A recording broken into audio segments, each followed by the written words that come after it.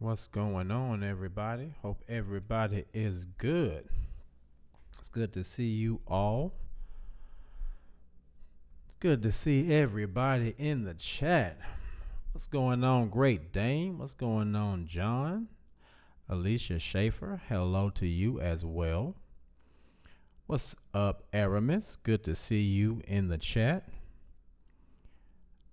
What's up, MKT? Peace and love to you as well, fam. Good to see everybody here. This is becoming a regular thing, huh? I'm actually doing this thing on the regular now. I'm gonna keep this going on. What's going on, my mango bango? What's up, Gypsy Lily? Good to see you. Deidre, what's going on? Good to see you here as well. Good to see everybody as usual on this Sunday evening. David Jones Jr., what's going on, DJJ? Good to see you in the chat, my brother. It is good to see everybody here. Hope everybody had a great weekend. Had a good day, went and made a little money today, taught a class, and came back here and got ready for the show. Got ready to see my good apostate friends. What's going on, Charlie Smith? It's a couple of people I don't think I've seen in the chat before today, but it's good to see you guys. It's good to see you all here. All right, go ahead and restart, Deidre. Yeah, I think that is on your end. I don't think anybody. Is anyone else having any problems with audio? I think it's pretty good. What's up today, forever? Namaste to you as well. Foxy Loxy, good to see you. Good to see you in the chat, beloved. MKT, awesome weekend and got your first tattoo. Okay, what was your tattoo of? Tell me what you got and where you got it. Tell me what you got and where you got it. Great Dane says next. This shouldn't be a long video. I love you too, Great Dane. Thanks a lot for calling me out. Thanks for calling out my bullshit, Great Dane. Great Dane said, look, this dude finna tell us the same bullshit he say every week talking about it's not gonna be a long show and it ends up being 2 damn hours. He asked me to call and shit. What's going on, Andrew? Good to see you, my brother. Michelle M. Sounds great. Okay, good. It's just on Deidre's end. She's going to go ahead and do a restart. It should be straight. AKA Perez. What's going on? I don't think I've seen you in the chat for a minute, AKA Perez. It's good to see you. How's everything been? Where you been? Where have you been? Where have you been, AKA Perez? It's good to see you back. It is good to see you back. Yeah, I have one tattooed. I'm going to get another one here soon. I have to find the right artist, but it's going to be a pretty big one. So I need to find the person that can actually get it. Mine is here. But I'm going to get another phoenix on the around this phoenix. It's going to be where that phoenix is going to be coming out of my larger phoenix. So it's gonna be a long tattoo, almost like a sleeve. So I gotta find the right artist for that one. MKT says she's got an Ankh with a scarab beetle and the wings of Ma'at with the eye of Horus in the middle. Okay. On the right bicep. That is what's up. Got the Ankh, the symbol of immortality. Symbol of immortality with the wings of Ma'at for balance. Today Forever said it's a gun show. Whoop whoop. I was trying to show off a little bit. You know, I do my thing a little bit. You know what I'm saying? I do my thing a little bit.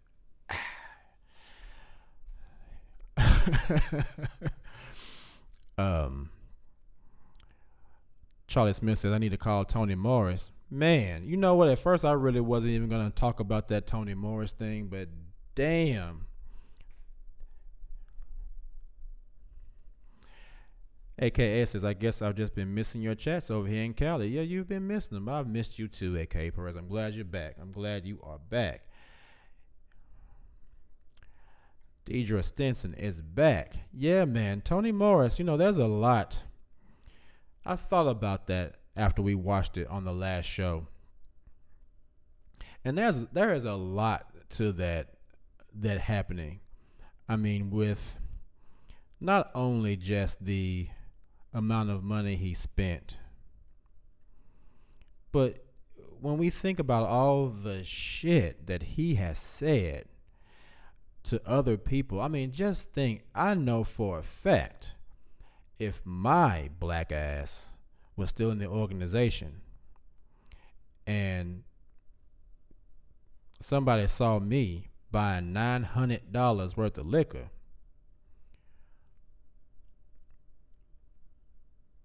firstly, they'd be like, where the fuck you get that money from? Because they not gonna think I got the money to do it. And two, they are gonna accuse me of having a serious drinking problem, and my black ass would be in the little room. The little room. You know it. You know the little room.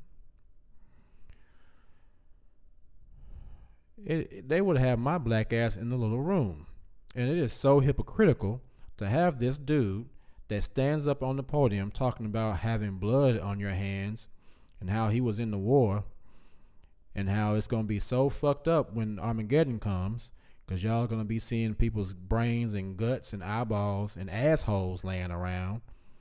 He might as well say, yeah, you're going to see blood and guts and eyeballs and brains, and you're going to see people's assholes laying around the street. And it's going to be bad. And you're not ready for it. And I wasn't ready for it, so I went out and bought $900 worth of liquor. Because seeing assholes makes you need some fucking liquor. And he's going to tell me, these people are going to tell us, or try to tell us what we can and can't do. And this summit is spending $900, and he doesn't even have a job. He is literally spending donation money on expensive liquor in a goddamn Inspector Gadget outfit and some Vans in a go-go gadget Cadillac.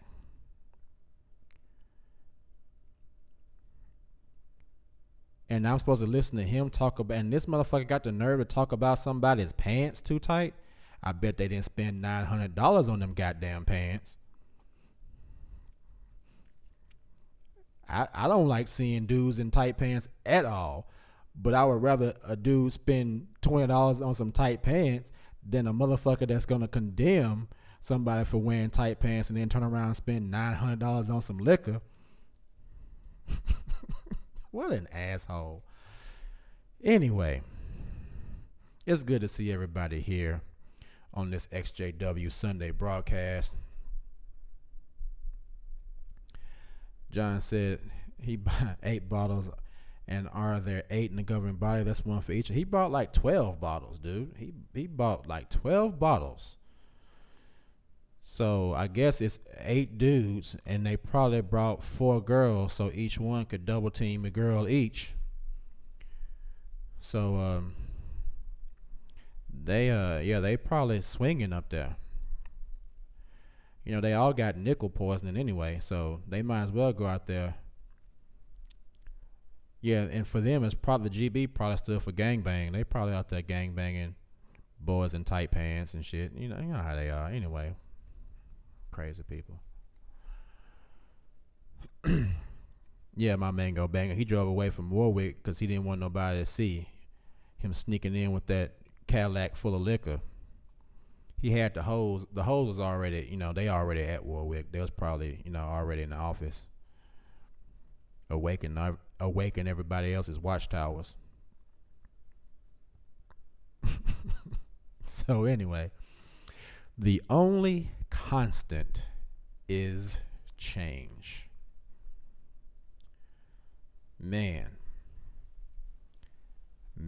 oh man, have things changed for me, not only in the last few months, but in the last few years.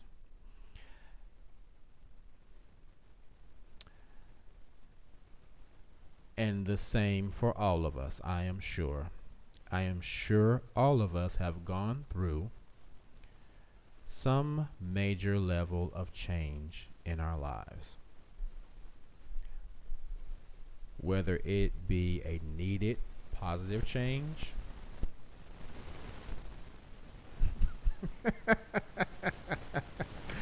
Michelle M says, K Fitz, can you say my mango bango 3 times fast? I don't know what it is, but I love that dude's name. My mango bango, my mango bango, my mango bango.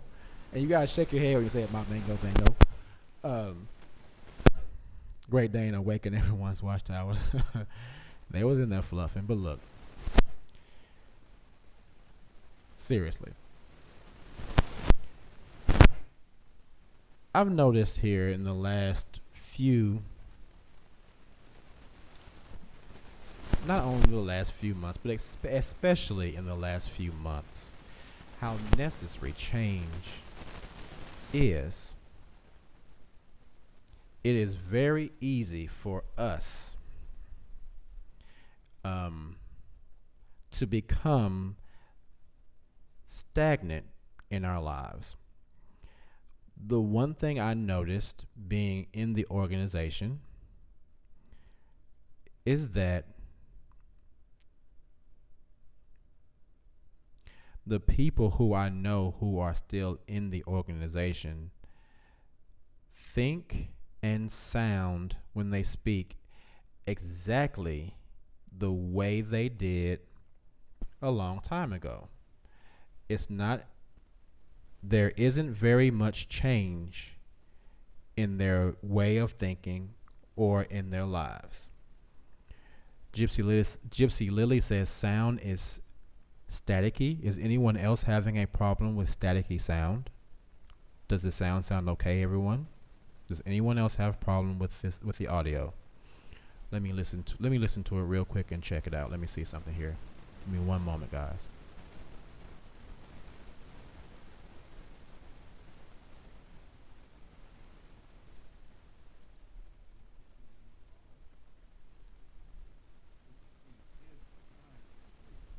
That sounds ridiculous. Okay, so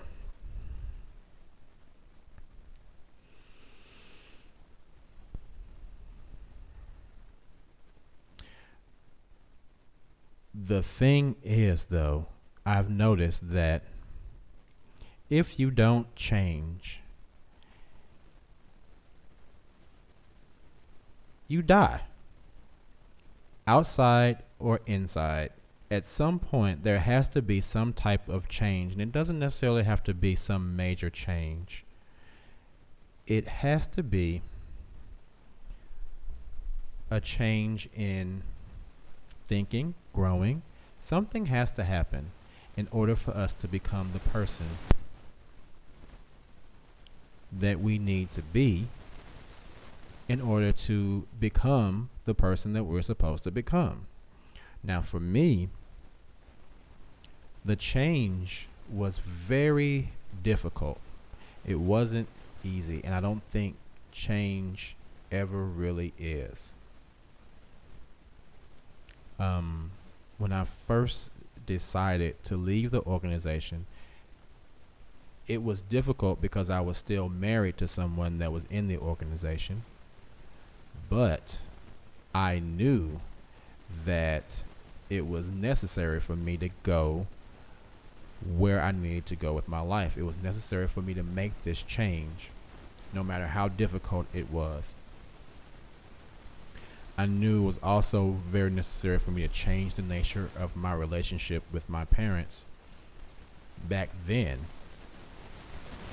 And even though I did reach out to them and we reconnected, and then we were disconnected due to my ex-wife's interference, I was still reaching out to them to try to repair the relationship. But I realized that I needed to make a change in the way that I was dealing with them and in the way that I saw my relationship with them. I had to change that. I had to stop reaching out to them, and I have to allow them to go through whatever it is they're going through. And I had to go and allow myself to change. Michelle M., thank you so much for your $2 donation. I really, really appreciate it. Even, having a 10-year relationship with my girlfriend come to an end, and not necessarily what I wanted to happen, but it is a big change. It's a huge change. Not having, a girlfriend after 10 years is a huge change. And it's something that I didn't necessarily like, but it's still something that I had to come to grips with and say, okay, that shit is done. That shit is done. She is gone, and that is that. Now you are alone. Again, you have no relationship with your parents. You've lost that family. You don't have any relationship with your ex, even though you guys weren't married. You still had a relationship with this woman because she is the mother of your daughter. Now that relationship is severed. You don't have the relationship with your girlfriend of 10 years, whose family was also your family for 10 years. So you've lost her and that relationship. Now it's you. Big changes. Big changes. What are you going to do, Keith? What are you going to do? Big changes have happened in your life. And when these things first happened, as I said in the last show, it was very, very difficult. Very difficult. Not even just recently, but when these changes first happened in my life, when me and my ex-wife split up, and I was in my apartment for the first time by myself. It was literally the first time in my entire life that I was completely by myself. I remember that first night when I got into that apartment. I laid there and I had no furniture, no nothing. But I had a bottle. I went and got a bottle of something. I think it was Jack, a Crown or something. And I sat there and just drank. And I'm not even a drinker. I'm a super lightweight. It doesn't take much. And I remember sitting in that apartment and just being alone and having that drink. And I drank until I fell asleep. And I literally called that apartment the Fortress of Solitude because I was always by myself in there. I was always alone until, my daughter would come and spend the weekend with me. And that was like a really fun time. But that was a huge change. And it seems like a lot of times I would get really comfortable, and then some huge change would happen and throw a monkey wrench and everything. And I would always think, why did this happen? It was so good yesterday. Last week everything was amazing, and now this huge thing has happened. And always messing shit up. But recently I kind of, as my Mango Bango said, that she was thinking that she needs or that person was thinking that they need some therapy. That was the same thing I thought too. And in a lot of my shows, I had talked about actually going to get therapy. And I had never really thought about it before until so many people have said how it does help. And my Mango Bango, I can honestly say that really, Stag is coming back, huh? Let me see what's going on here.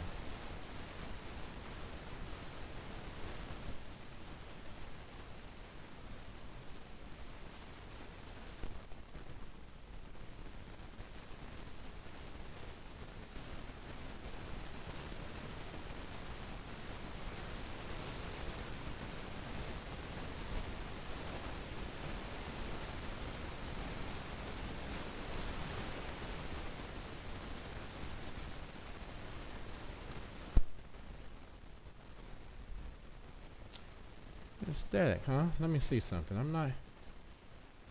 Let me see something here. Give me 1 second, guys. Let me,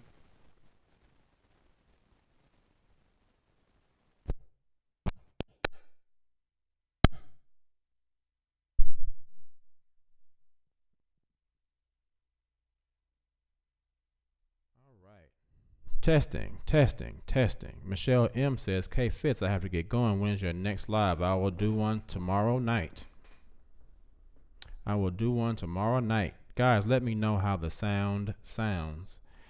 I'm not sure why it was getting stacky. I haven't done anything differently than what I normally do, but shit happens. Alicia Schaefer says, yes, loss is change, so change is inevitable. Considering how many people and things we as cult survivors have lost, I guess we are all constantly changing.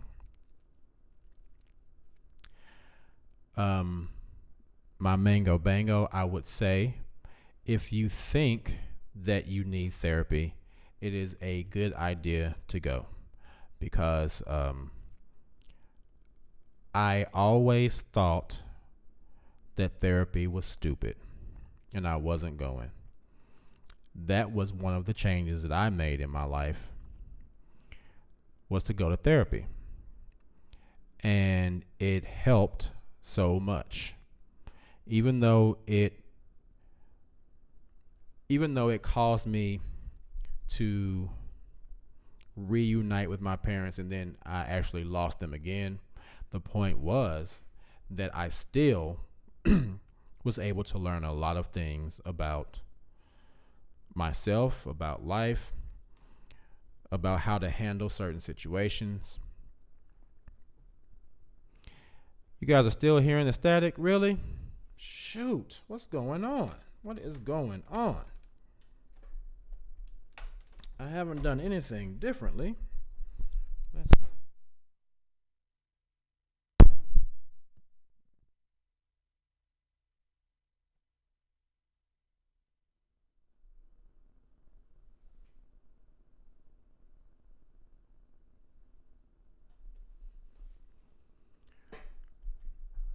Okay. I wonder if some of you guys need to reset your systems. But let me know. Let me know. Hopefully it's better now. What's up, Dominican truckers? Okay. But again, yes, therapy was a big change and it has helped a lot. Even though, again, as I said, it allowed me to reconnect with my family. And even though I ended up losing them, it still allowed me to learn a lot about myself and how to deal with other people. My therapist, Today Forever says, my therapist didn't, but she studied it and consulted with her colleagues for me. Initially, I told her I was a cult survivor. I told her JWs and she was surprised. I sent her to Stephen Hassan.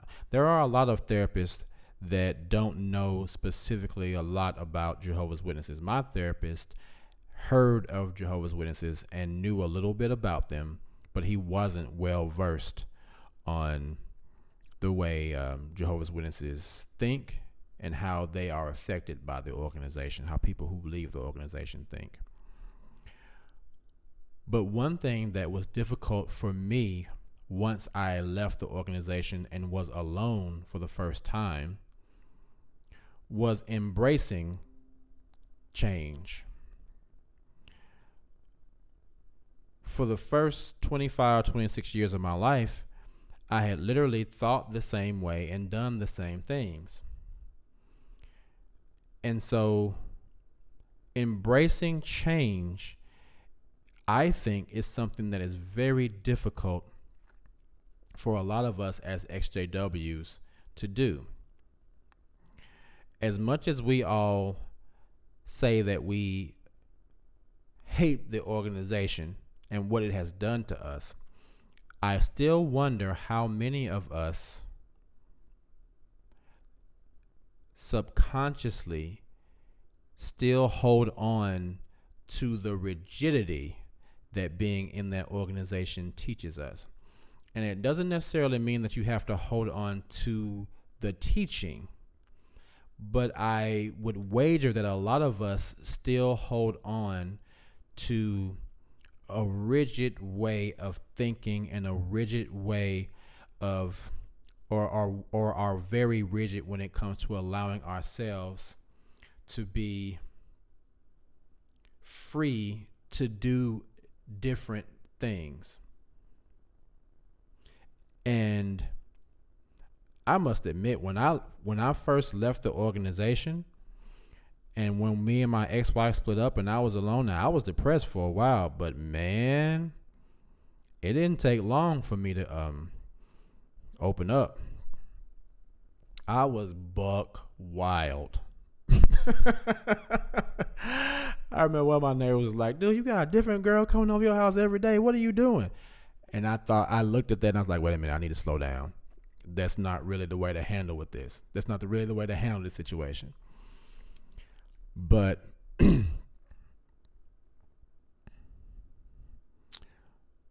let's see.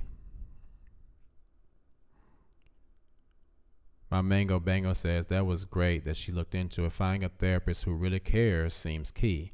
I hope the one I get has compassion. Most therapists, most therapists do. MKT says, I struggle with holidays. I do too, still. I struggle with holidays. AK Perez says, look at how much we didn't know when we first got baptized, and then as you are more familiar and get more involved in it after baptism, it's horrifying. It is. Andrew D says, yes, we have a rigid way of thinking. And it's true. It's really true. And my issue personally was that even though I wasn't in the organization anymore, I was still a very, very judgmental person. I was a very judgmental person. And there are times when I would literally catch myself and say, why am I being so judgmental? I am doing exactly what I hate them doing. Gypsy Lily says, yes, sometimes I find that after being disfellowshipped, I don't know what to do. We have so much free time during the week, and it's like, how can I make this time useful? My Mango Bango says, yup, dunk 'em young, trap 'em up before what? I don't know about that. Anyway,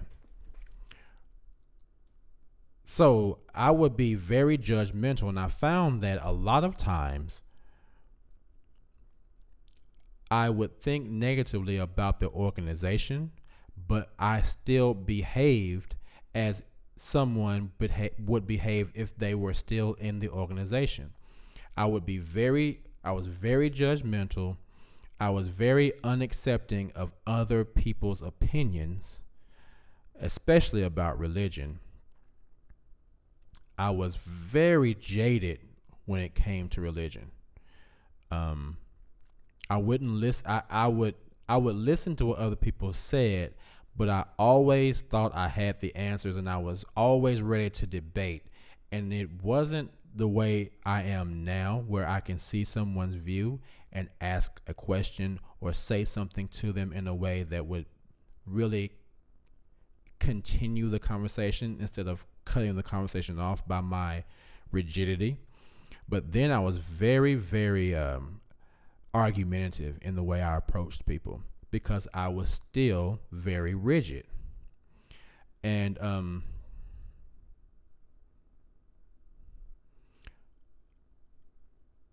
I'm trying to get you, my Mango Bango. Maybe I read it too fast. Oh, you're talking about baptism. Okay.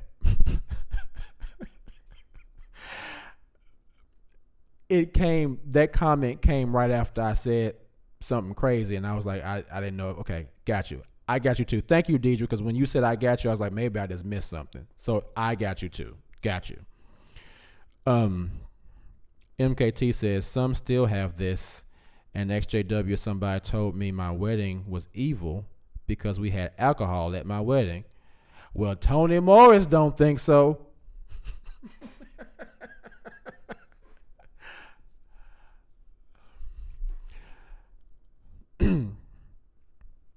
AKA Perez says, I embraced change immediately. My husband, however, had a more difficult time. I remember in order to ease him into the holidays, my first Christmas tree was inflatable. Gypsy Lily says, yes, being a JW trained us to be less open-minded. My Mango Bango says, LOL, yes, sorry. No, don't be sorry. It was me. I just interpreted it incorrectly because I was being crazy when I was talking.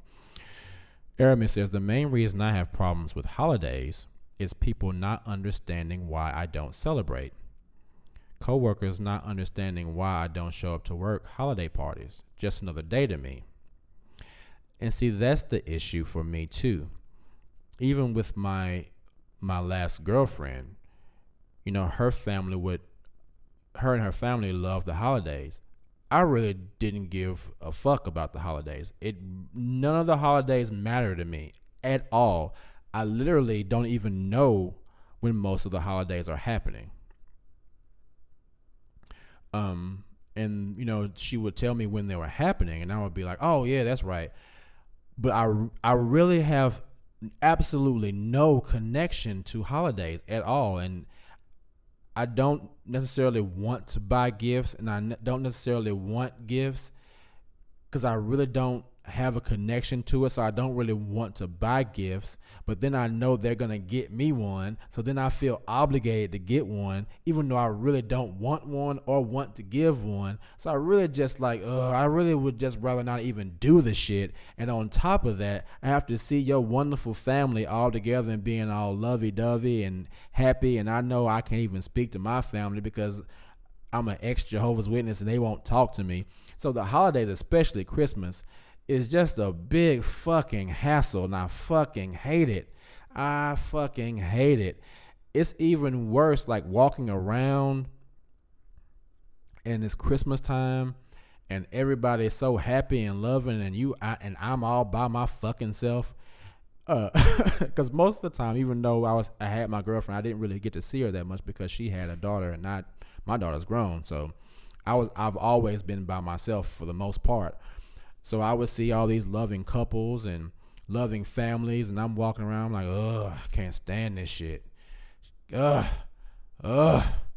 So it was so annoying. So, but even that, I think, is something that will change,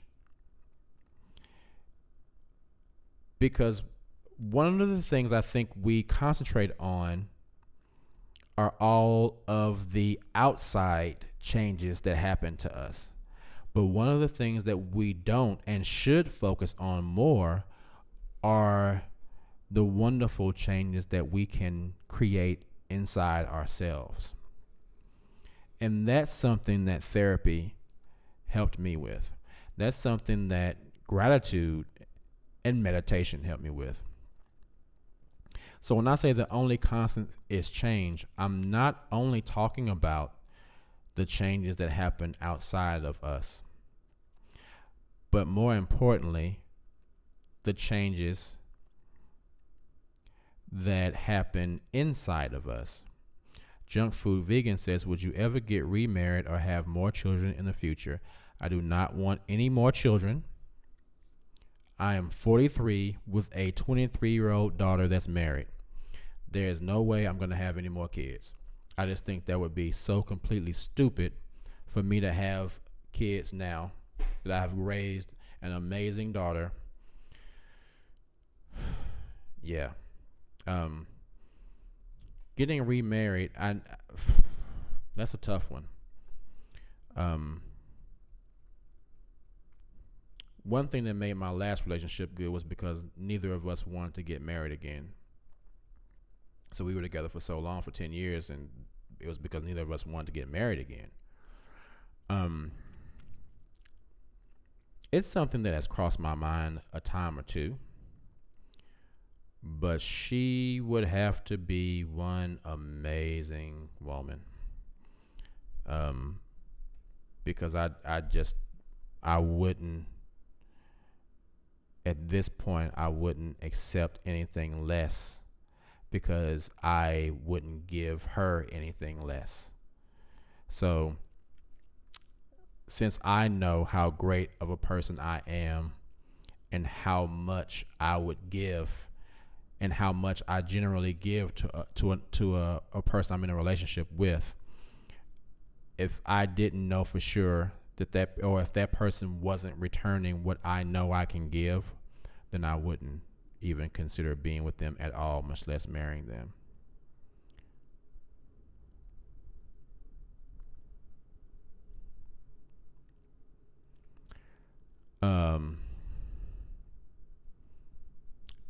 Andrew D says, Keith, you are free now to date someone with more free time.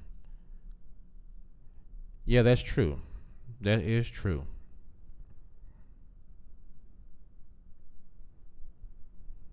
That is true. And that is a big change. That's a big change after being, with someone for 10 years where they didn't really have a lot of time, and I really had to just deal with that. And so now that I'm in a position where I can, find a woman that has a lot of free time and is willing to spend that time, it's a big change. And I think a lot of times realizing how change can be a good thing is difficult, because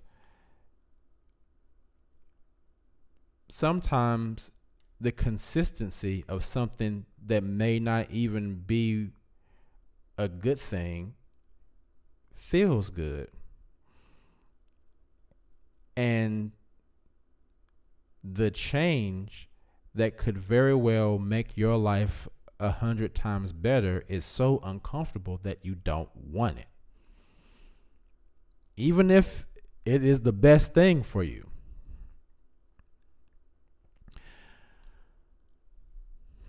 Flying Over says, hey, K-Fitz, found your video on living in your car and loved it.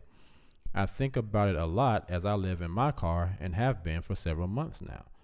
Yeah, man, I did that for almost 3 years, and it put me in the position to be where I am now. If I hadn't lived in my car for all that time, I wouldn't be in my home now. I lived in that car for about 2.5 years. I slept in the car for about 2.5 years. But it made me a much better person. It made me appreciate a lot of things. It opened my eyes to a bunch of stuff. It opened my eyes to people who really, really love you. When you're in a position like that, you kind of, even though a lot of people didn't know, enough people knew that it let me know how people really, really thought of me. Because as I said before, I was with my girlfriend while I was living in my car. And a lot of people have asked me since, like, wow, how the hell would that person allow you to live in your car if y'all had been together for like 6 years? And she didn't even offer you a place to stay. And I was like, no. But that was something that allowed me to see how people really think, good for you too. You will become way more resilient, and you will become much more appreciative. Flying Over says, true, I learned a lot of people just don't like homeless people or the poor. And see, the thing was, while I was homeless, I saved so much money. True enough, I was homeless, but I was not poor. I also have a video flying over a trout about improving your credit too. So if you need help with that, I literally improved my credit while I was homeless myself. In 8 months, I went from like a 570 to a 740 in 8 months by myself. So if you need help with that, that was one of the things that helped me to get to where I am now too. While I was living in my car, I improved my credit. So if you need help with that, I can give you the link to that video.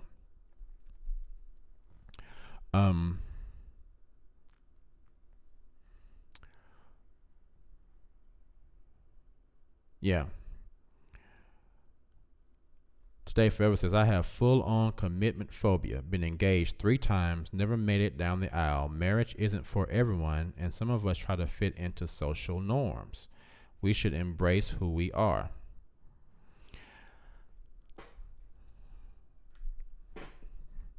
My issue is just that Flying Over says, cool, my credit's okay. Issue, I gotta make more income, but working on it. I just hate most jobs. I got you. Aramis Ponder says, right, I've saved so much and my credit is looking great. All thanks to Keith. Oh, man, appreciate it. Appreciate it, Aramis. Point-to-point transportation says, working on my credit too. What's the link, sir? You know what? Let me find it for you guys real quick. I'll post it in the chat. I will post the link in the chat. Give me one moment.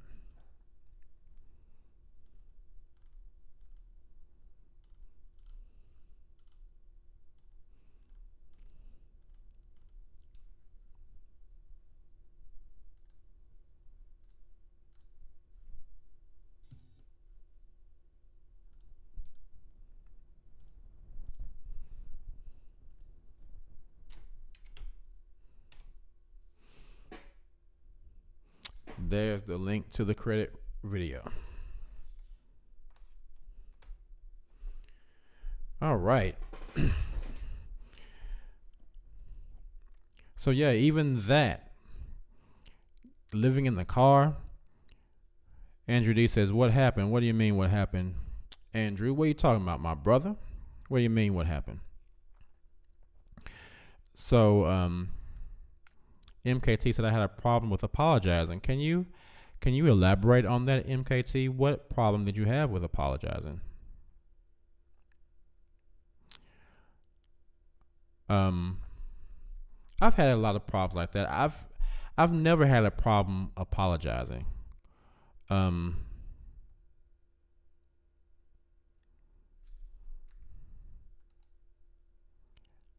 not really had a problem apologizing. I had problems communicating.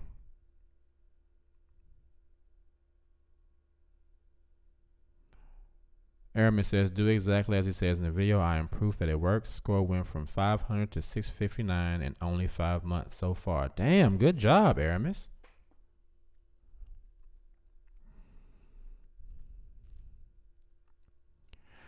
Okay, MKT says, like small stuff, I was apologizing too much. I understand. I actually had to take a class to learn how to communicate better, because I didn't really understand how to communicate without getting super angry. So I had to learn how to. Junk Food Vegan says, would you do a meetup for people who want to meet other XJWs from the community? I'm already working on that, Junk Food Vegan. You haven't been here in a while either, Junk Food Vegan. I haven't seen you. But yeah, it's something that I'm currently working on right now. I want to do a really big meetup. And I'm going to talk about it as soon as I get details worked out. I'm going to put it in the community tab. MKT says it's something my wife and I deal with now. Yeah, I had to learn how to control my anger enough to actually be able to communicate. And I really got to a point where I'm really, really good at that. But what bothers me though is when if you insult my intelligence, that still pisses me off. Or the thing that really, really pisses me off is when people are passive aggressive. I can't deal with people being passive aggressive. And I can't deal with people who don't listen. Because at this point in my life, I communicate far too well for you to not listen. And when people don't listen, I just shut down. And that was one of the issues with me and my ex girlfriend, was that she didn't listen. She would never remember anything I said. I would talk to her and she would zone out while I was talking to her. I would ask her something that I just said a few minutes ago and she wouldn't remember because she wasn't listening. So I just stopped talking to her. I was like, what's the fucking point? Why should I talk to you if you don't listen? It's dumb. So I just stopped talking to her. And that's one of the things that led to us breaking up, because I'm like, what's the fucking point in talking to someone who doesn't listen? So communication is a very, very vital thing. But sometimes, as MKT said, you have to really learn how to communicate. And that's something that I think is a part of the change that we have to do as ex Jehovah's Witnesses as well, because really, as ex Jehovah's Witnesses, our communication is pretty much one-sided. When we deal with other people in the world, we were taught to talk. We were not really taught to listen. We were taught to listen, and then once someone says something that we don't like, we just turn our ears off. And so we have to make a change in learning how to communicate with people, because honestly, most of us weren't taught how to properly communicate in a way, meaning you say something, you stop talking, you listen to what the other person says, and then you say, okay, this is what you're saying. You're saying this, this, this, this, and this, and that person either says yes or no, and then you give an answer in kind to what that person says. That's not something that I was taught to do growing up. It's something that I know how to do now because I took a course called Applied Communication, so I know what reflective listening is. Junk Food Vegan says Keith is a savage. I'm not a savage. I just know.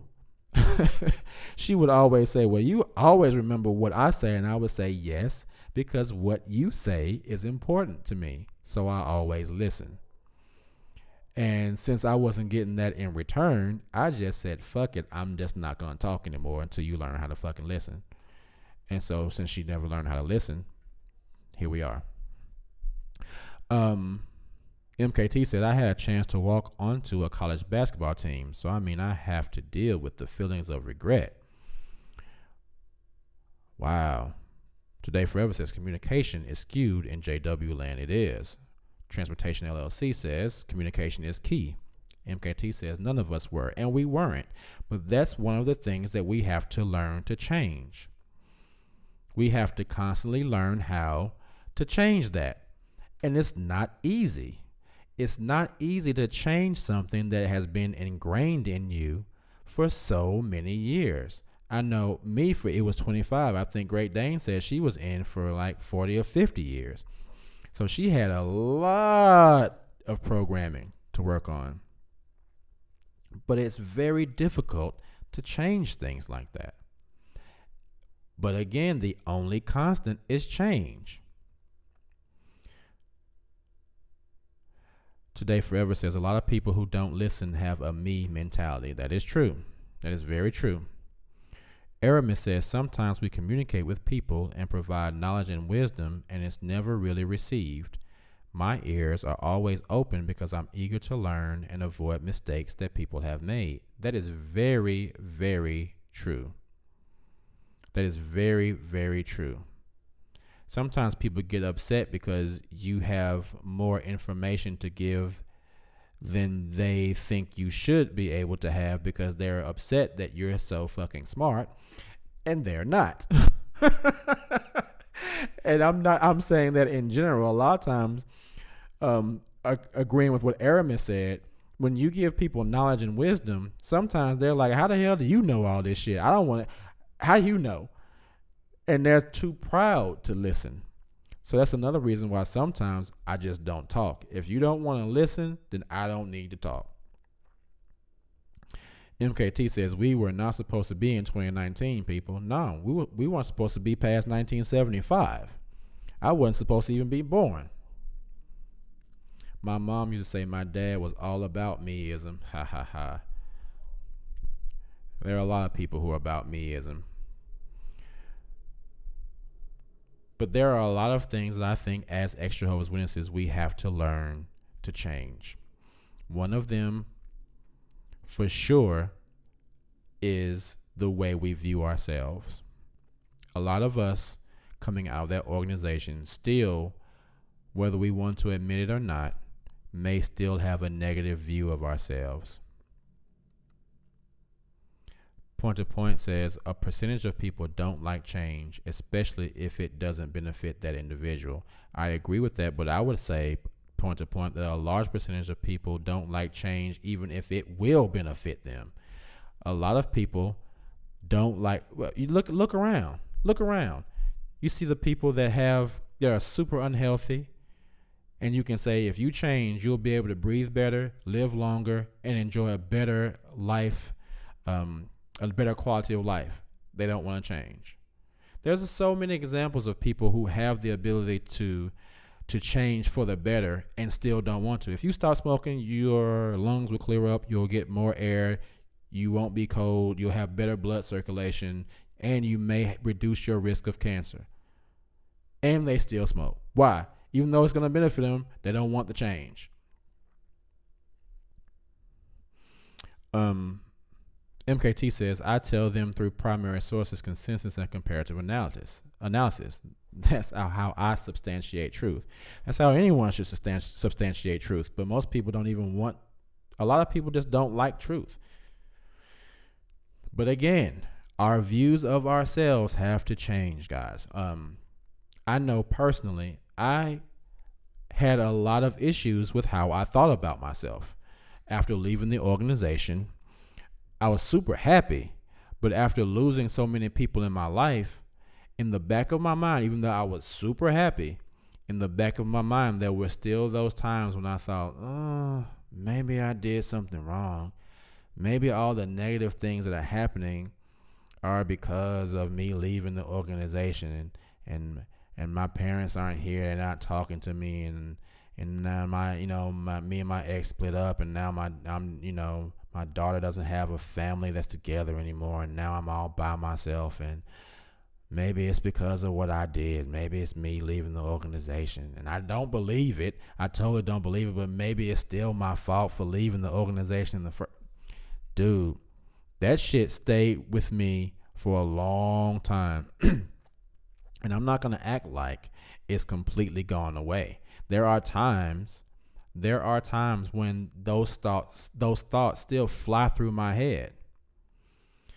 There are still times when I fucking hear Kingdom melodies for no reason. And I'm thinking, why the hell am I thinking about this? There are times when I still might think, man, if you was a Jehovah's Witness, you would still have your family right now. That's a big one. If you were still a Jehovah's Witness, you would still have your family right now. Deidre says, yep, that smoking thing, that was my granddad. He had a chance to get healthy, but did not want to stop smoking. He died from lung cancer. I'm so sorry to hear that, Deidre.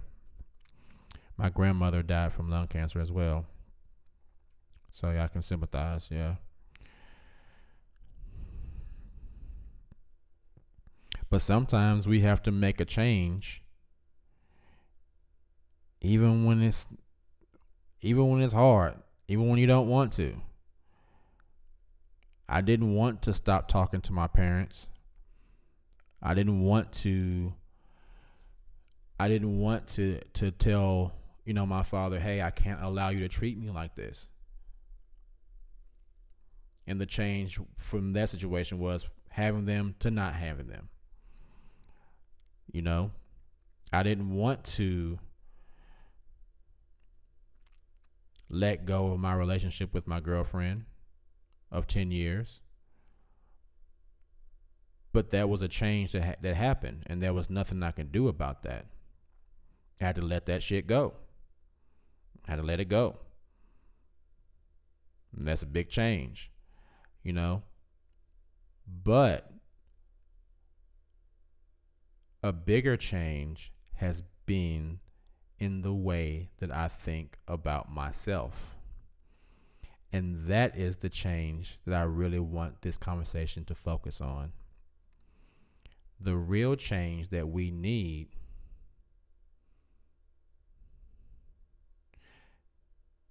Today Forever says you could still have your family at the cost of not living your best life. You only get one. Or you can have a family from living your best life by selecting people that will be like family in your life. And that's something that I've had to do. I still have my aunt, I still have my daughter, and I have my friends Zach and Dorinda who are like family to me. But the whole point of this conversation is that I want us to be able to make the changes necessary for us to feel the way we need to feel about ourselves. Yes, point to point. So that the other changes that happen in our lives are much more easy to deal with because we love ourselves so much that we are so malleable that we can be, like Bruce Lee said, like water and flow with any situation, you know? And being in that organization takes so much of the way you feel about yourself away.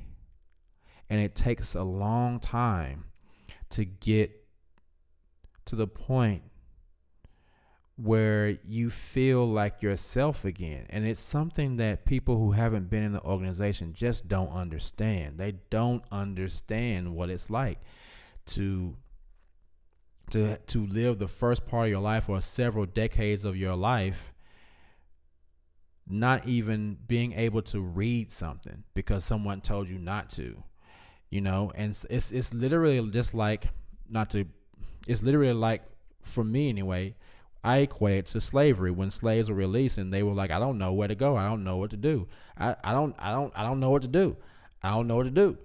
And a lot of times you leave the organization and, like she said earlier, it's like, okay, I have all this free time, but I don't know how to do anything other than slaying Watchtower and the Wakes, you know.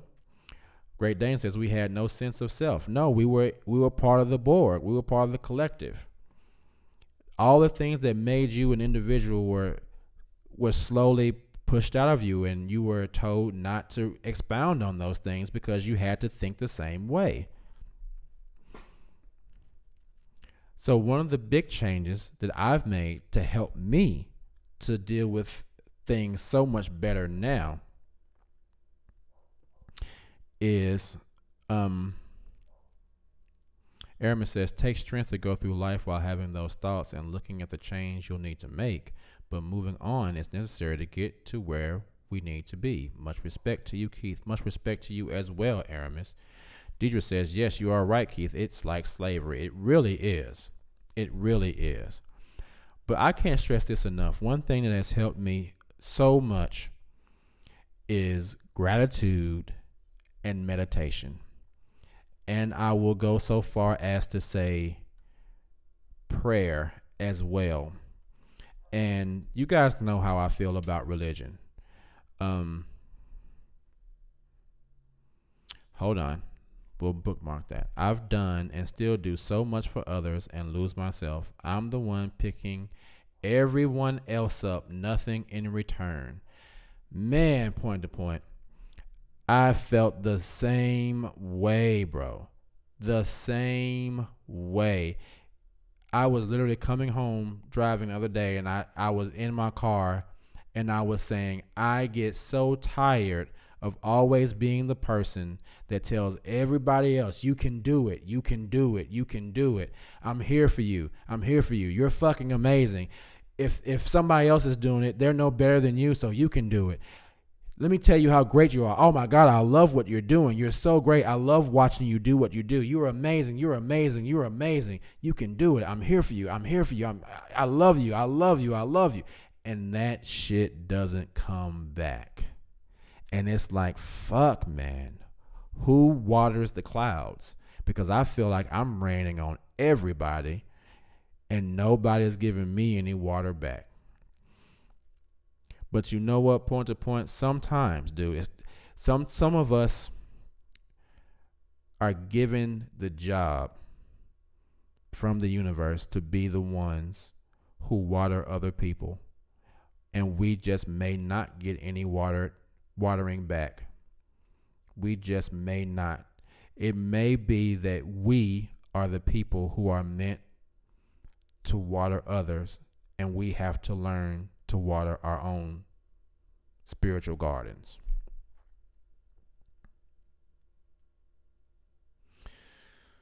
But I feel you point to point, because I feel the same way. I feel the same way. Everyone close to me that is no longer in my life is someone that I was fiercely supportive of and did anything I could to support what they were doing with their lives. And there's absolutely nobody that can say anything differently. I have been fiercely supportive of anybody in my circle, and there are very few of those people. Not saying there aren't any. They're just few who give back what I give to them. And the ones that do, I keep them in my circle because those are my people. I got a few of my boys. I know it's going to be down for me. I'm down for them. There's not very many. I keep my circle really small. Alicia Schaefer says, exactly. We don't know who we are after being free and need to learn to put ourselves first. At every session, my therapist asks me, what things have I done to take care of Alicia? Very good. Great Dane says, we belong to Master Morris and his brothers. We kept our heads down and obeyed. True. Today Forever says, I say affirmations of gratitude every day. It keeps my positive momentum going. Agreed. They always say, where else can we go? The answer is we go to ourself, the self we lost. True. Deidre says, KB, and that is the point of the governing body regarding what they require of the rank and file. If they woke up through reading, there would be an uprising. That's why the penalty is so great to not do it. Ehrman says, I meditate and pray several times a day, even at work. When negative thoughts slip in, I immediately pray, meditate, because I don't have time to feel down. Life's too short. Gotta keep pushing while I'm here. Agreed, Aramis. That is exactly what I would encourage any of us who are having hard times dealing with the changes that we are experiencing in our lives to do. I do the same thing every morning before I get out of bed. I follow a guided meditation from a YouTuber. Her name is Agnes. And it's usually like 20, 25 minutes of self-love, of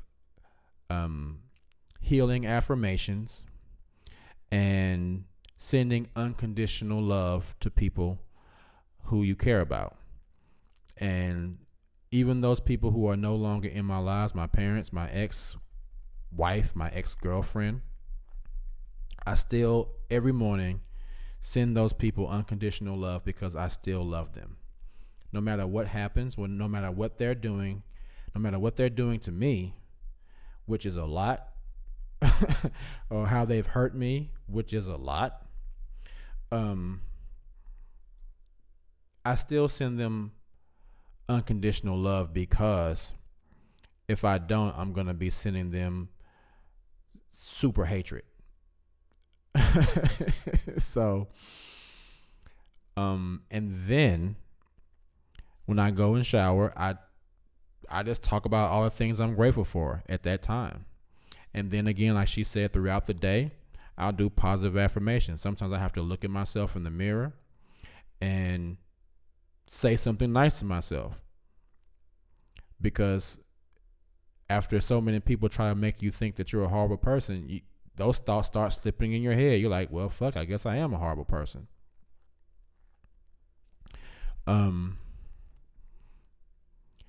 Today Forever says, I had to cut back on that for survival. Sorry. Takers will not say no to you ever. One tried to steal my joy today. I looked at my phone and kept right on with my agenda. No superwoman cape for me today. Good one today, Forever. Good one today, Forever. So are there any other things that people here in the chat are doing that helps them deal with the issues they have with change? Either post it in the comments, or if anybody wants to call or talk, let's do it. Let's help each other deal with these situations that we're all dealing with. We all have issues with change. We all have issues with change because we have gone through a lot of it in this organization. Seems like there's always something changing. So, Andrew D., you're awesome, bro. I look forward to your show, which I use partially to give myself therapy. Hey, thank you, Andrew. Thank you, brother.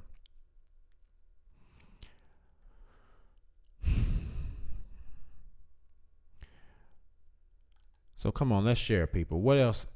Is there anyone else in the chat here that has issues dealing with the changes that they've gone through or that they're going through? And are there some people here in the chat that have gone through changes, gone through them positively, and what have you done? How have you dealt with the issues that you have? Because we all know this shit's not easy. It's not easy. Some of us go through therapy, some of us do other things. I've talked about what I do. What are some of the things other people here are doing to help deal with the issues that they're having dealing with change? Let's talk about it, guys. Let's talk about it.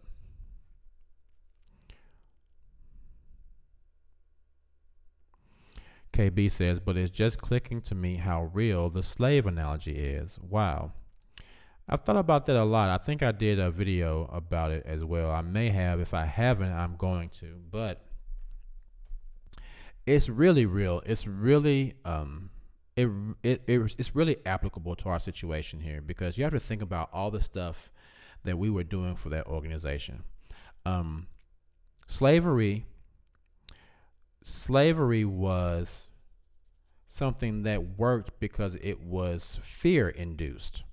The slaves knew that if they didn't do what they were asked to do, there was going to be a severe penalty.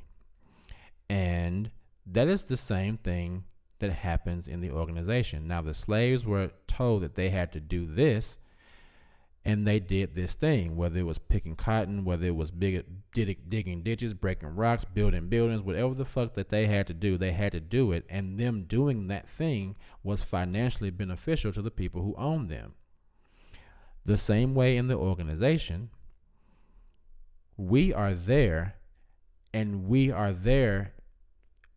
kept there by our fear of what will happen if we leave. There is fear, the fear of losing everyone in our lives, I think, is either equal to or greater than the fear that we think we have of displeasing Jehovah. The fear of displeasing Jehovah is uncertain. The fear of displeasing the governing body is certain, because we know exactly what will happen because we've seen it happen. So the same way that slaves are controlled by fear, the Jehovah's Witnesses are controlled by fear. And the same way the slaves go out and work, that the slaves went out and worked and benefited their masters financially, Jehovah's Witnesses go out and slang magazines and get money and get new members, which is all financially beneficial to the governing body. It's the same thing. It's the same thing. And now slave overseers were having sex with the slaves, and overseers in the organization are having sex with the members. It's the same fucking shit. It's the same fucking shit. Great Dane says, if slaves don't obey, they could get their family sold. It's the same with this fellowship. Exactly. Today Forever says, being present in your life gives you tools to work positively with change. Challenges are just that. I try to meet and greet them with honesty and one step at a time so as not to be overwhelmed. Very good. Deidre says, I do not know what I would have done were it not for learning spiritual law and how to design myself and my life. Miss Bailey says, true, I lived in perpetual fear the entire time I was in the org. Most of us did. Most of us did, especially when someone that you knew got disfellowshipped. I think it was, you could be in a congregation and you knew some people and some people you didn't know. But when someone you knew and was close to got disfellowshipped, that shit was scary as hell. Point to Point says, my change is like yours. I've separated myself from others, families, friends, old negative habits, etc. So I'm working on me, financially and self-love. Keep it up. Keep it up, Point to Point, because that's all any of us can do, brother. That's all any of us can do. At the end of the day, we are the only ones that we can control. And if we change the way we see the world, the things we see in the world will change. So that is something that can only happen from us. We have to do that. So yeah, man, kudos to you, Point to Point. Keep working on yourself, brother. KB, same here. It was knowledge of spiritual laws that caused me to leave the quote-unquote truth. I had been reading the works such as Khalil Gibran since I was in high school. Yes, the prophet. Khalil Gibran, the prophet. Good stuff. Good stuff. Good stuff. Deidre says, and living in fear is not of God, and I resent the Watchtower teaching that crap. I agree. And for a long time, I resented myself for learning that crap and even resented myself for teaching it to other people. I felt really bad. Me feeling bad for teaching it to other people was one of the things that made me so ready to leave the organization, because I remember in the conversation I had with my ex-wife at the time, I remember telling her that I could no longer go knock on people's doors and tell them that they would be destroyed if they didn't believe the same way I believed. I said, I can't in good conscience do that because I don't know that. It's a lie. I don't know that. And it was one of the things that really gave me the strength to just leave the organization.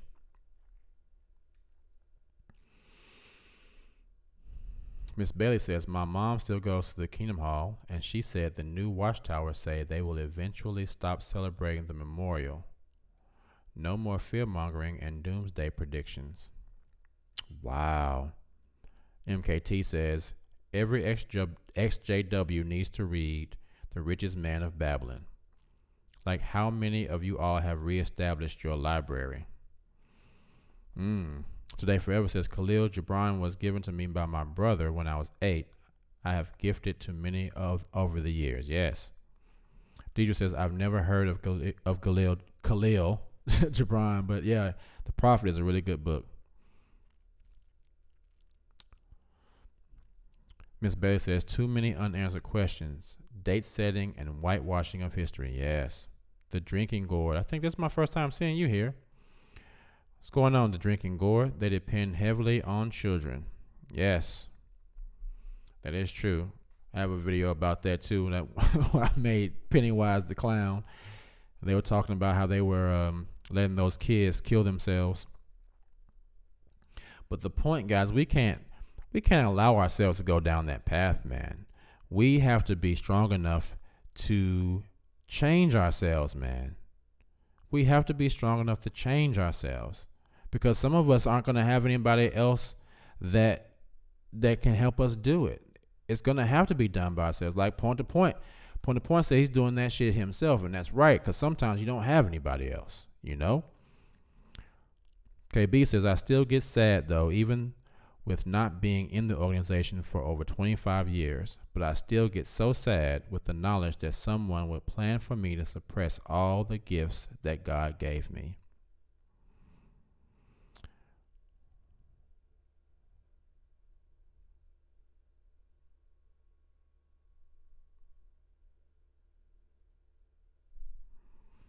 You know, KB, that's a very profound thing.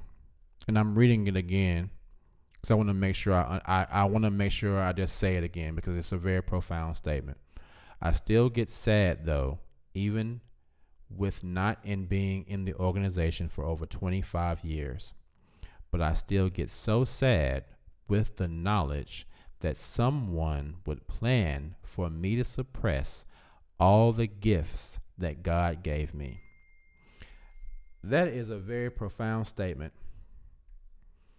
Very profound statement.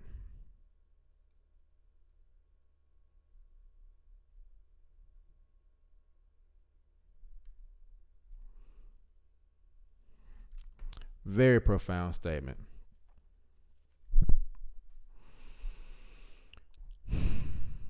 The thing, though, is that, yeah, they planned that shit for us. They planned that shit for us. But we're out now. We are fucking out now. And we don't even have to worry about that shit anymore.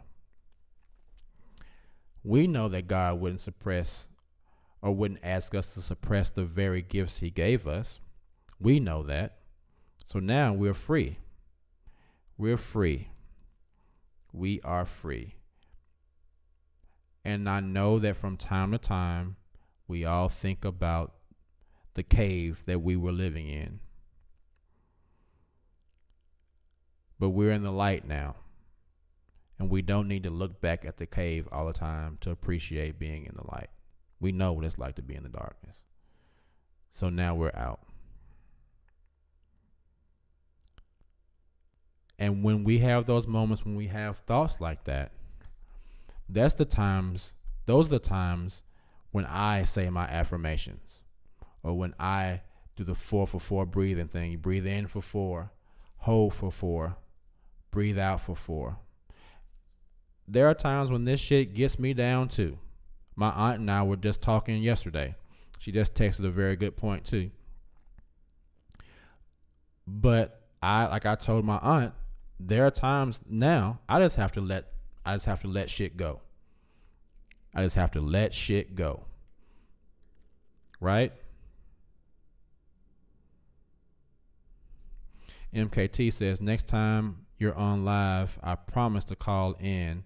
Like, I really think we would have a good build. You can call in anytime, brother. You can call in anytime. If you want to call in, just say you want to call in. I'll put the number up and you can tell your story. I keep telling you guys, you can call anytime.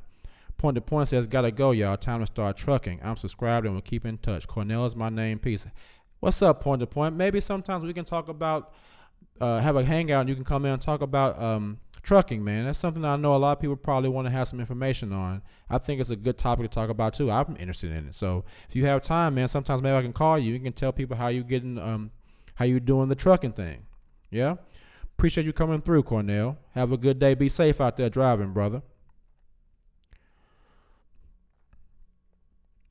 Miss Bailey says, we don't have to fear people who clearly not anointed or spirit directed. That is true. Today Forever says, I get sad sometimes with the loss of time and the suppression of my gifts. Got to put feet forward. I stay connected to the X community to let me know that I am not alone. That's the same thing that Point to Point said, and I appreciate that.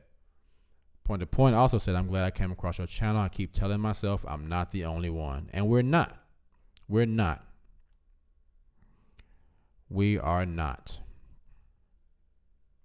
And what you said today, Forever, about the loss of time, that is the thing that I think bothers people the most, because time is the only thing we can't get back. When I first reconnected with my parents, I got so upset because I felt like, oh my God, dude, I wasted all this time being mad at them. I can't get that time back. And even in my relationship with my ex, I thought, oh, I was with her for 10 years. I'm never going to get, I gave her so many years. I gave her literally the peak of my physical being was those 10 years. I just gave that time away and now it's gone. But the thing is, guys, everything is a lesson. Everything is a lesson. And what we take from it is what we concentrate on. if we only want to concentrate on the loss and the negativity from losing that situation, then that's all we're going to take from that situation. But if we really sit down and examine the situation, there's always a lesson in there. There's always a lesson in there. And for me, coming out of the organization, thinking back to when I was in the organization and how I am now being outside of the organization, I honestly think one of the lessons for me would be that I wouldn't be able to do what I do now the way I do it had I not been in the organization, because being so closed-minded for so long allows me to be so much more open-minded now. And I am able to really talk to people and really listen, even if they think something that is completely different from me or different from the way that I think. And even if at some place in my mind I'm thinking this motherfucker crazy as hell, but I'm still able to listen to them without being closed-minded to what they're saying. I may disagree, but I'm able to really listen to them and converse in a way that it will still be a positive experience. I learned a lot about myself after leaving the organization. At least at the very least, we can say we know exactly what type of organizations we do not want to be a part of going forward. We'll be able to look and see this shit coming from down the road. Now these motherfuckers is crazy, and I'm not down.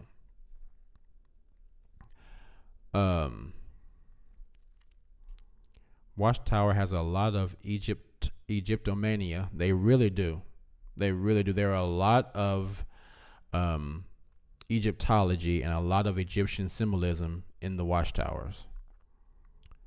Miss Betty says, watch XJW Critical Thinker and Kim Mackey YouTube channels because they expose the scandals within the org. Yes. Now, if you want to hear about all of that, those two channels are great about it.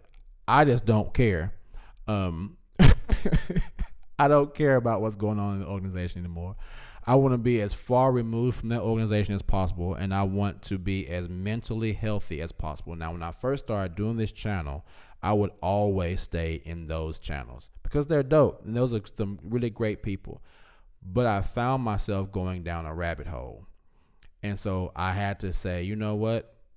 I know what's going on in the organization. I was in that motherfucker for 25 years. I know what's going on. I, for myself, can't continue to do that because it's only making me more and more upset.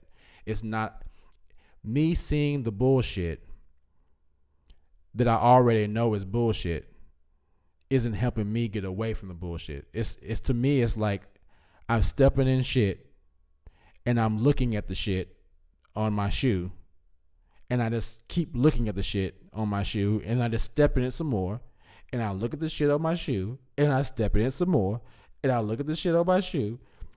At what point am I going to stop stepping in the shit and clean the shit off my fucking shoe? And that's how I feel about continually looking at these XJW channels that just dwell on what's happening in the organization. I can't keep doing that. And I know we all are interested in some of the shit that happens. I think some of it is fucking hilarious, but I can't keep doing that. I don't feel that I can personally move forward if I am continuing to look at that shit all the time. Because I really just don't give a fuck. I honestly don't give a fuck and a half or three motherfucks or two goddams about what's going on in that organization. I want to be as far removed from that place as humanly possible so that I can be the best me that I can fucking be. And I'm not going to be that great of a person looking back at these crazy motherfuckers. Right?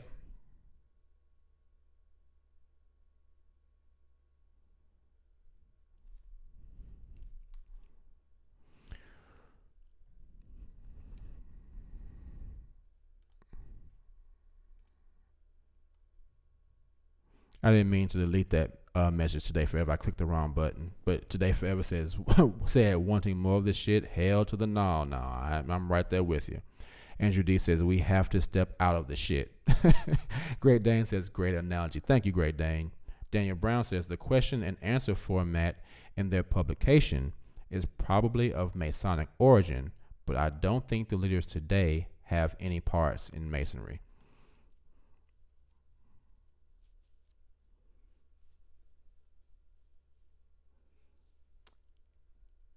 Maybe, maybe not, Daniel. I don't know.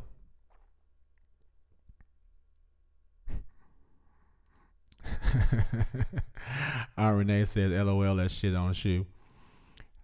That's my aunt, man. That is my aunt. It's my aunt. It's my daughter and my aunt. That's the onlyest, as Ike Turner said, that's the onlyest family I got now. That's the onlyest ones I got now. The onlyest ones. KB says the spiritism stuff doesn't really bother me. All religions are steeped in mysticism of some sort. The issue for me is the cover-up and the pretending that they are so different from others. And I agree with that. But I think that's something that is inherent in religion, that is a way to lure people into their religion. There has to be something about that religion that makes them different from the others. So they have to have something that hooks you in. Alicia says, agreed, I have cut back considerably on watching a lot of the videos. Felt like I wasn't making any progress from the JWs. Deidre says, I've been out long enough that watching the XJW videos doesn't hurt me to my heart. I'm just fascinated and worried about my 85-year-old mom, whom I tried to wake up, but she is sound asleep.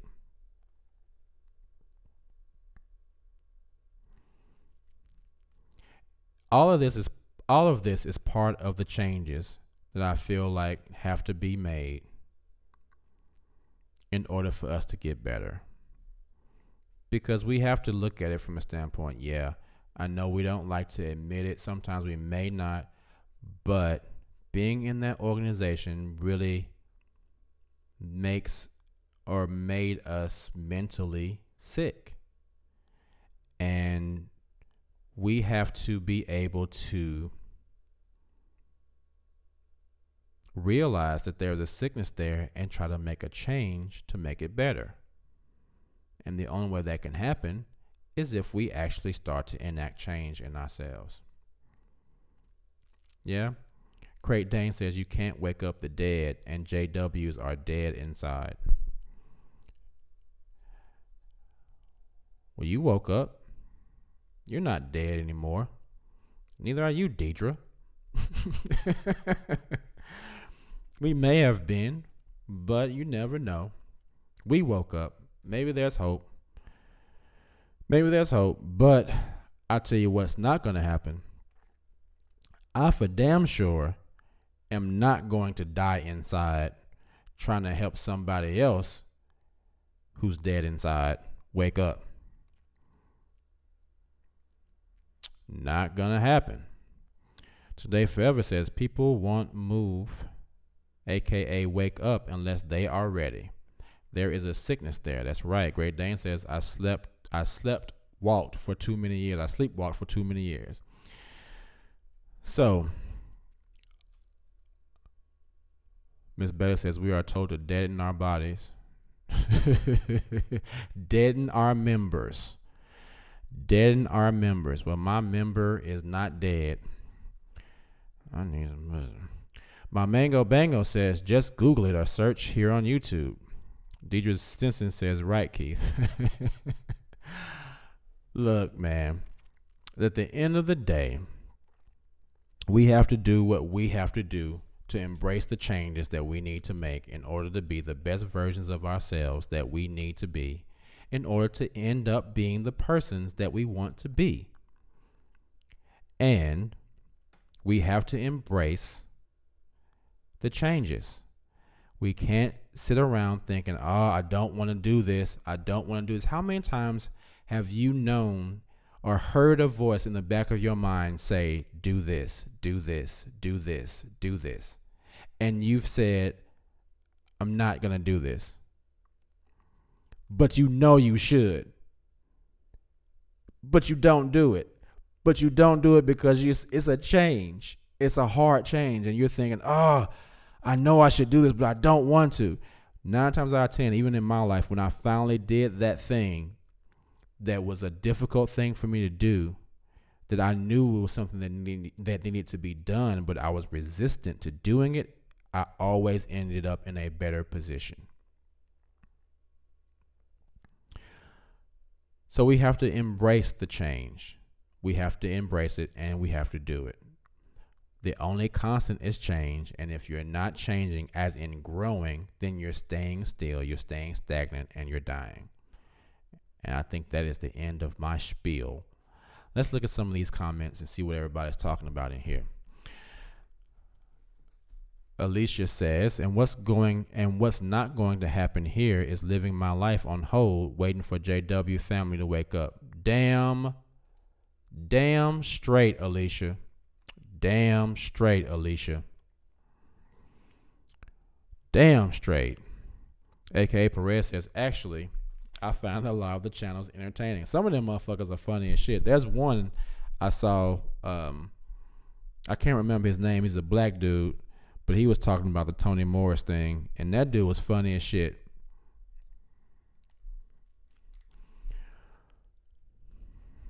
Deidre was laughing at me. She must have heard what I whispered.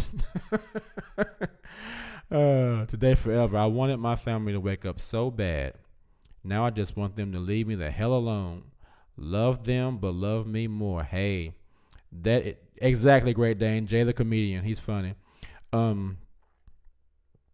That's the same conversation that I had with my aunt today forever yesterday.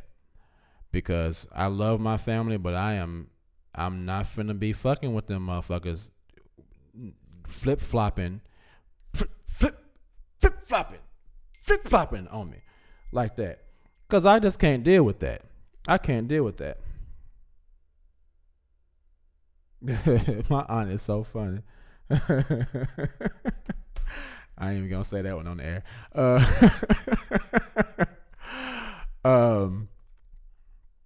Let's see. Where did I leave off? Yeah, people flip-flopping and want to be nice to you one day and then act like you are not alive the next day. Fuck them.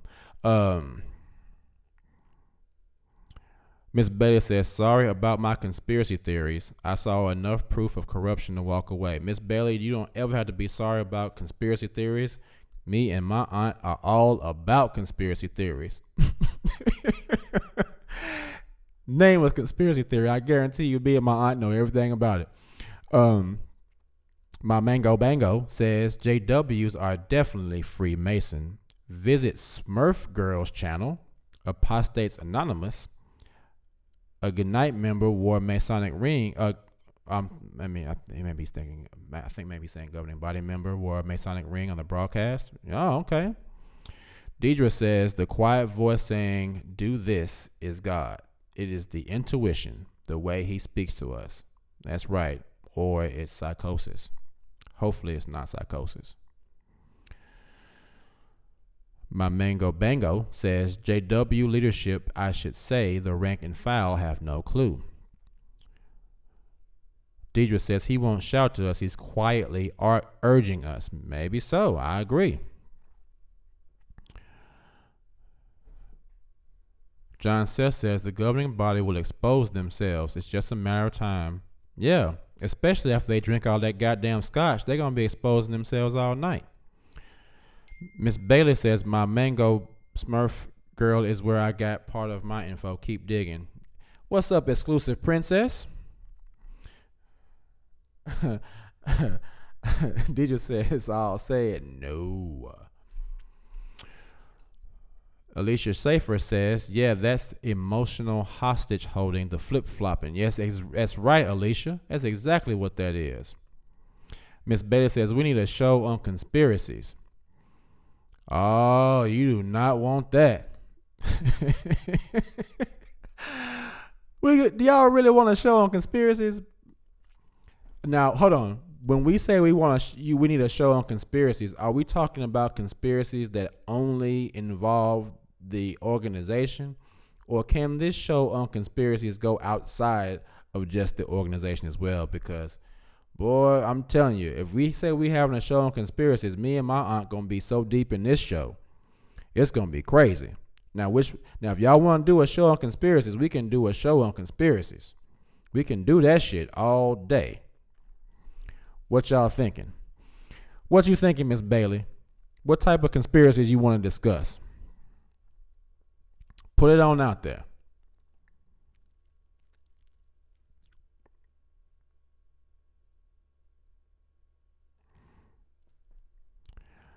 My Mango Bango says, yeah, finding out about the Rothschilds connection bummed me out because it doesn't look like Watchtower's going bankrupt anytime soon. They're going to keep dragging this shit out as long as possible. Yeah, they are definitely going to drag this shit out as long as possible. They are.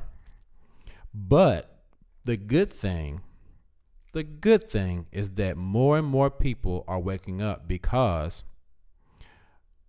of the internet. Today Forever says, damn, emotional gymnastics is the way they keep the slaves in line.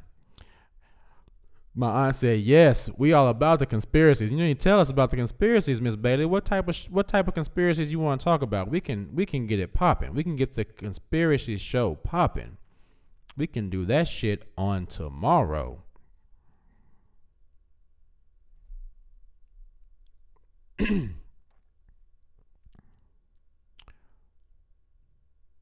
Andrew D says, yes, let's discuss conspiracies.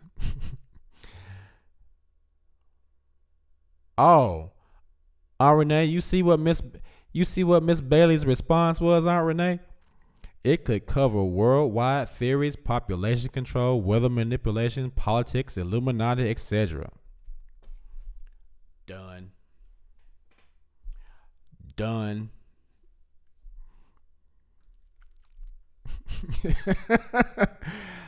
Tomorrow's show, 7:30. We will discuss conspiracies. Okay, but hold on now. I need y'all to I need y'all to do something for me. I need y'all to do something for me now. If we do a show about conspiracies now, I need y'all to come in. I need y'all to call in and talk about y'all conspiracies, the conspiracies that you've heard, and the stuff that you think, the things that you wonder if are true or not. Let's really make this an interactive show. Let's really make it an interactive show. Renee says, I'm gonna get my life. Yes. Unfinished mystery. I think this is the first time I've seen you in a while. Because of the internet, primarily YouTube, my unindoctrination became solidified. Born in, left at 18, now I'm 58. The overlapping generation flip-flop was the last straw for me.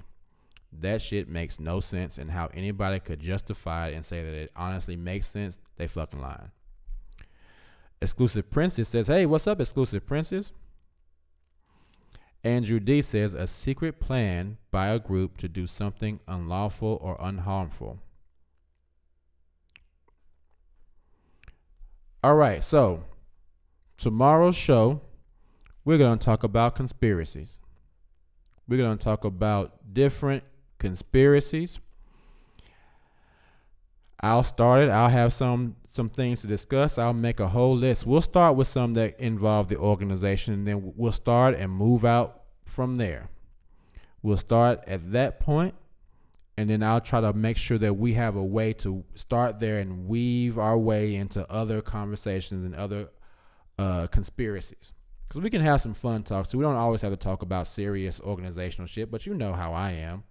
I just want everybody to live their best lives.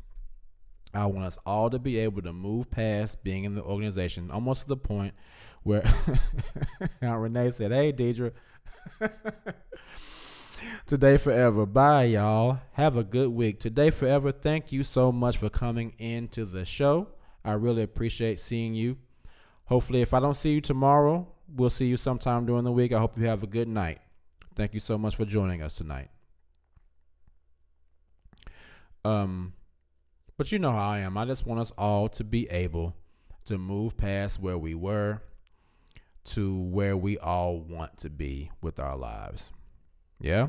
Because I know we all want good things, and we all care about the shit that's going on in the organization. Yeah, we fucking hate them, and we want that shit to crumble. But at the same time, we want to be happy as well, and we have to be able to do things to make ourselves happy. So that's the point, again, of this channel. And tomorrow's conspiracy conversation is going to be fucking amazing. I need you guys to really be involved and really call in, though. Let's really make this a good interactive show, because this is going to be some fun shit. And I'm sure me and my aunt are going to have a whole bunch of topics to talk about. So this is going to be really fun. This is going to be a really fun. Now, I'm going to tell you right now, this show is going to last all night.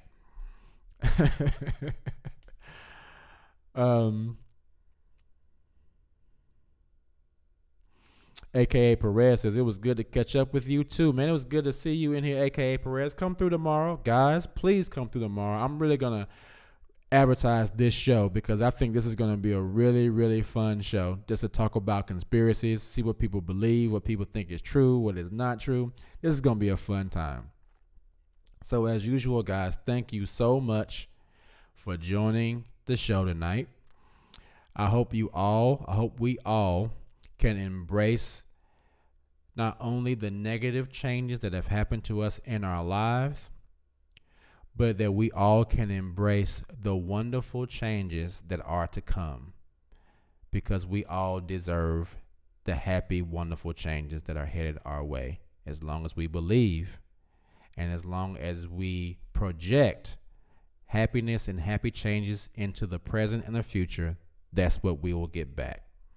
So embrace the positive changes that are coming in your lives and our lives, because we all deserve it. Thank you so much, my lifers, for coming to the show. And I look forward to talking to you all tomorrow, all right? Have a good night, you all. Peace.